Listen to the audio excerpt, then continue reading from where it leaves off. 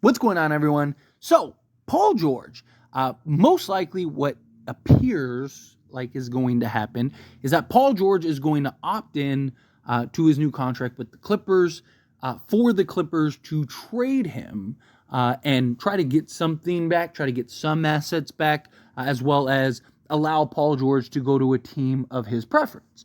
So the idea is, because the market is going to be very thin. There's not a ton of teams that have the cap space to sign Paul George. The one team was the Philadelphia 76ers, but reports have came out that they're kind of cooled off on him. And also, Paul George said something basically alluding to the James Harden and Daryl Morey conflict. Basically saying, hey, players talk, and, I was advised basically to be careful type thing.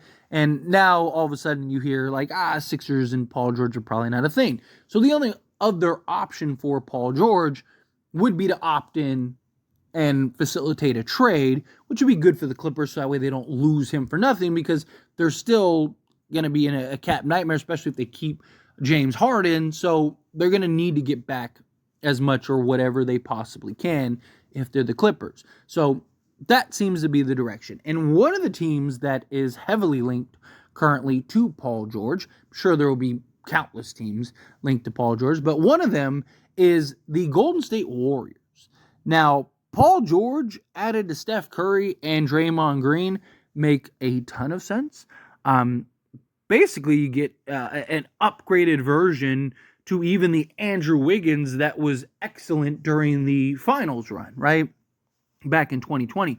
Also, you're probably losing Klay Thompson, the way it's looking, if you're the Warriors. So to bring in Paul George and his ability to basically play 2 through 4, I think could go a real long way. I mean, you could have a starting five of say Steph, Paul George, Jonathan Kuminga, Draymond Green, and then ideally you'd want to kind of go get a center.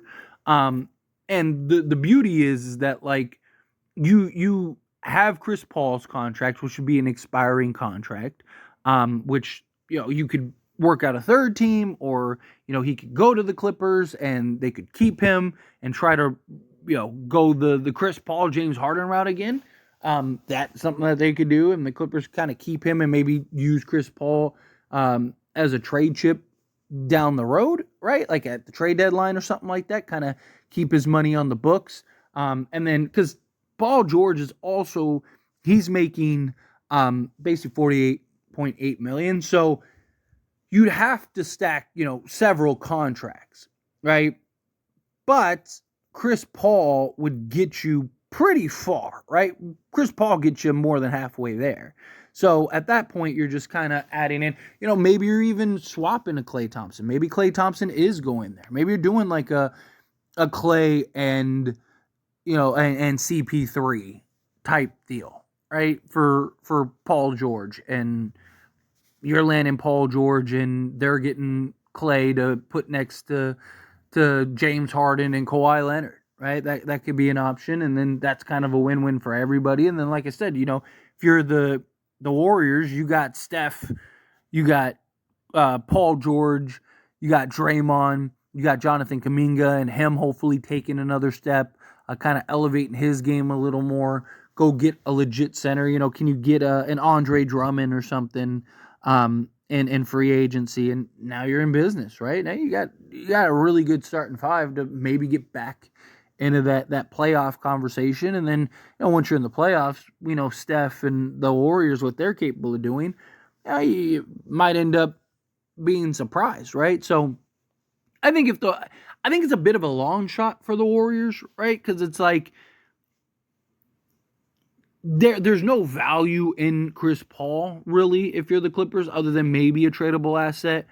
And then Klay Thompson, does he want, because you can't really sign and trade because of them being apron teams, right? So you're talking about it just becomes really tricky, right? And it's just, everything just becomes really complicated. So it's just, I don't know how they'd be able to really work that out. So I wouldn't hold my breath on Paul George heading to the Warriors, but again, stranger things have happened. Maybe you kind of get a third team to facilitate some things. Maybe the Warriors throw in like a Moses Moody or something to a team like the Spurs who's got cap space, and you try to work something out to where you can kind of make the numbers work, right? Like there's always options and flexibility. There's always workarounds, is my point, right? There's always ways to kind of make something work, even when you don't think it can work. But you know, you'd have to get all kind of parties to buy in. You have to get basically all parties to be willing to make it happen. And Clippers, I'm sure, want some level of value, right? Now, you can make the argument it's better to get something than nothing, right? Even a tradable Chris Paul contract that you could use to maybe go get a piece or two at the deadline or something is better than just losing Paul George for nothing, and now you have no way to replace him or anything. Even if you get like, a first, or, if you even get Moses Moody or something, like, again, that's better than just losing him for nothing. And for the Warriors, I mean, it's a no-brainer. You pair Steph with Paul George, I mean, that's money. Right? Paul George and his versatility, his ability to defend basically 1 through 5 in many instances, but pretty much defend the best player on the other team, right? Him alongside Draymond. Draymond's still excellent defensively. So, I mean, you have those two to just basically defend the two best players on the other team. So defensively, I think you'd get a big boost and you'd be a lot better. Oh, also Jonathan Kuminga and his just size and athleticism and versatility. So I think you'd just be very switchable. You'd be very versatile. Paul George is a guy that can hit big shots, close down the stretch, right? I don't think Paul George is a number 1 option, but I do think he could be a number 2 in the right situation, right? I mean, the only time the Clippers were healthy with Paul George and Kawhi, right, was they made the conference finals, right? Like, so I don't know. It's one of those things where it's like, can Paul George kind of go to Golden State? Him and Steph, can they get back into that title contention? Obviously, there's injury concerns, and this would kind of be a last push, right? Because Steph is only getting older, Paul George is only getting older, right? So you're kind of, to me, this would be a signal of like pushing your chips in, and like, hey, let's try to make some magic here, right? Like let's push our chips in and see if we can kind of turn some water into wine here a little bit. But I think if you're the Warriors and you can work it out to get Paul George, I think you got to do it. Personally, I think you got to get Steph some help. Right? Like at this point, chances are it's looking more and more likely like the Warriors are going to lose Klay. So if you're going to lose Klay, I don't really, the Warriors, in my opinion, they're not a contender, right? Unless they do some major changes, they do some major shakeup. I don't necessarily see the Warriors all of a sudden they're great next season. Right? I mean, unless Jonathan Kuminga really does like become a star or something like that.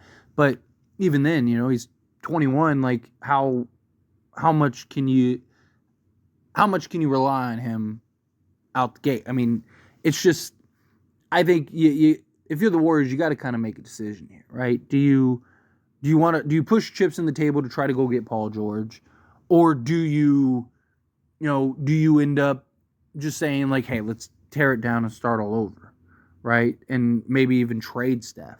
I mean, think of the return you could get to trade Steph. I know Warrior fans wouldn't really like that, but you also got to do what's best for the organization, do what's best for Steph. We give him the best chance to maybe go win something. I don't know, it's just kind of a thought, right? But I think if you're the Warriors and you can pull off the Paul George trade, I think you got to do it, personally. But anyway, again, as always, this is a discussion. I pass the question on to you. Let me know your thoughts and opinions down in the comments below. What do you think? What are your thoughts? What do you think Paul George should do? Where do you think Paul George should go? Should he go to the Knicks? Should he, go to the Sixers? Should he work out a trade to go to the Warriors? Should he go elsewhere? It's looking, like I said, it's looking more and more likely like he's going to opt in and then work out some type of trade. So it's going to be interesting. It's going to be interesting to see how this plays out. But if you're the Warriors, what if you're the GM for the Warriors, what would you give up for Paul George? What would you be willing to trade? Because they do have Chris Paul's contract, right? Like I said, they do have that. No, do they kind of work something out with Clay? There's options there. There's flexibility there. So it'll be interesting to see how it plays out. But again, how you feel, whatever your thoughts are, I'd love to hear it. So let me know down in the comments below. That being said, if you haven't liked this video, hit that like button. Helps me a lot. It's me enjoy these types of videos, and I truly appreciate it. Not subscribe to the channel, hit that subscribe button. Turn on the bell notifications. Appreciate y'all. See you in the next one. Thank you.